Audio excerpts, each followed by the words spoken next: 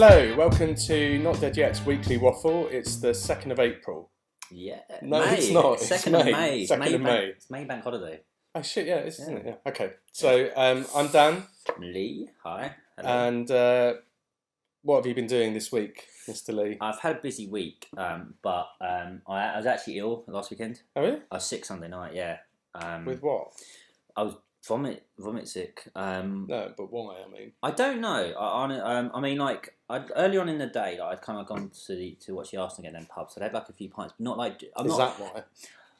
That would be the obvious reason, but it wasn't drunk sick. No, I meant the Arsenal. Oh, the Arsenal. Yeah, it was the result. Yeah. It was the result that did it, and you were quite right. Yeah. You were quite right. Yeah. I had an interesting conversation. I got told I was posh, which is not, You got told you were posh? Yeah. By who? by someone. The Artful Dodger. By someone that refused to believe I was from South East London. I was like, I was born up the road. Anyway, that's like. Yeah. So I'd end up being sick. So I felt really rubbish like Monday, Tuesday, and Wednesday. Like I felt like really like that queasy kind of like I'm gonna throw up. So I worked from home on Monday and Tuesday, just because I was too scared to get on the tube. You know that's the thing. I could be at work, but I can't. That journey. Vom everywhere. Yeah, I don't want to be on the tube and be sick. So so on Wednesday I went into work and I had that situation where I was on the tube and I was feeling like deep breaths. I was having deep breaths. I was thinking just calm down. 2 stops away. You know, 3 stops away, 2 stops away. And then like loads of excitable European students got on. And it was busy, so I was like, okay. So I was really hot then, so I kind of moved back. And then they were giggly and laughing. I mean, having fun, enjoying Which themselves. is a terrible crime. It is ridiculous. On public transport. And then I think one of them farted. And then I kind of like, I was What, did you gag? I was starting to hyperventilate because I was feeling sick. Yeah. And then someone else got on the tube and there's this huge waft of perfume. Oh, and I was God, like, that is... But like the combination of it all, and I yeah. just thought like, I ended up being safe. I got off and I was fine. So that was quite traumatic. Yeah. So the only other thing, so on the same day, Wednesday, I came home. I went to a gig and then came home late. Got the bus home from the station, and I got off my normal stop, and I saw a guy that was a spitting image of you. Me? Yeah, seriously, he was smoking. It was a bus stop. He looked like it was a little bit dark, and he was a little bit distant. But I was like, that really looks like Dan. And the funny thing, he had a beret on. So I looked at him like Dan, and he was kind of smoking like a very like Parisian sort of way.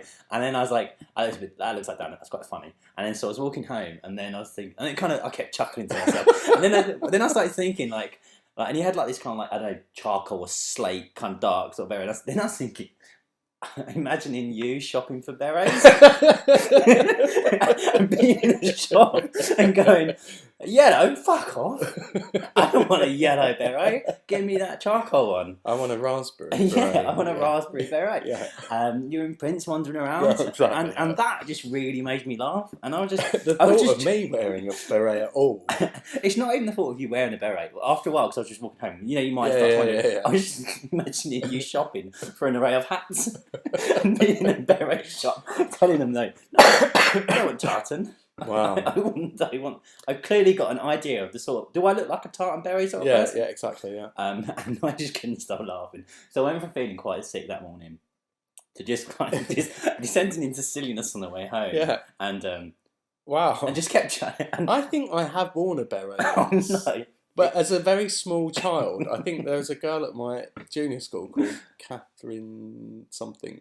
Right. And I think I had a kind of junior school crush on her. Right, okay. And she let me wear her beret. Right. Okay, yeah, That's I not can a understand euphemism.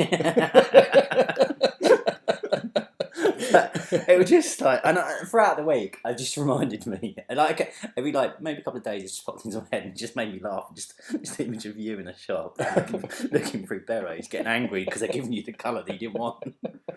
I couldn't get past that. Well, that's quite a week. So this week I have I got a new client this week. So as I've mentioned before, I'm a freelancer, so new clients are very important. And before I went in on this job, I thought to myself, should I refresh myself on any of the skills that I might need? And then I decided not to, because there's no way I'd ever need to know how to do this thing. Wise move. And then the job that I was meant to be on got delayed, and they asked me to do something else. And it was the thing that I'd neglected to look up. Right, of course. And so I had no idea how to do that. So I also had that queasy feeling in my stomach for a couple of hours where I just panicked and then phoned people and then asked other editors how to do this thing. Thankfully, I got it done. But yeah, that was very, very stressful. I didn't want to be, hey, I'm the new guy and I really need you to be impressed by me because you'll book me again.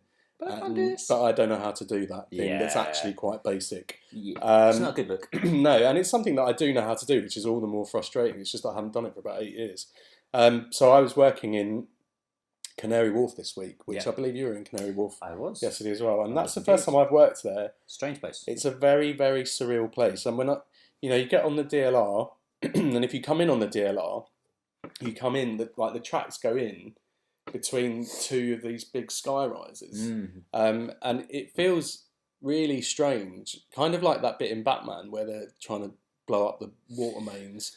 But also when you step out into it, I really did feel like I was walking into Total Recall. It's a very sterile. It's intimidating. But I find it intimidating. Incredibly clean and well kept. Imagine little robots going along. Yeah, no, exactly. Like, but unfortunately, I don't think they are robots. They're probably just immigrants. It's like, like Fifth Element. When they got these anti-graffiti walls. Yeah. It's like, you can imagine it's that sort of thing. The Demolition Man. Yes. Demolition I was just thinking, hang on, that's not Fifth Element. Yeah. Demolition Man. So that is really weird. And also, I don't like heights. Yes. I really don't like heights. And I've been working on the 10th floor of a building, which is no big deal because I'm an editor, which means that even though I was on the 10th floor of a building, it still felt like I was sat in a basement. But big windows. I don't know. I was in the middle of the floor. Really? So edit suites don't have outward facing windows generally, so it didn't make any difference. However, this is very odd, and this is how mental I am about heights. Yesterday afternoon, while I was waiting, just sitting doing nothing, waiting to be briefed, I convinced myself that I was incredibly sensitive to gravity. So that even though I could not see anything that indicated I was very high in the sky, my body could feel it. Right, okay. And then I had to talk myself down from having a panic attack. You're in a room with no windows. Yeah, and I went to the toilet and was so terrified of being that high up that I literally couldn't piss.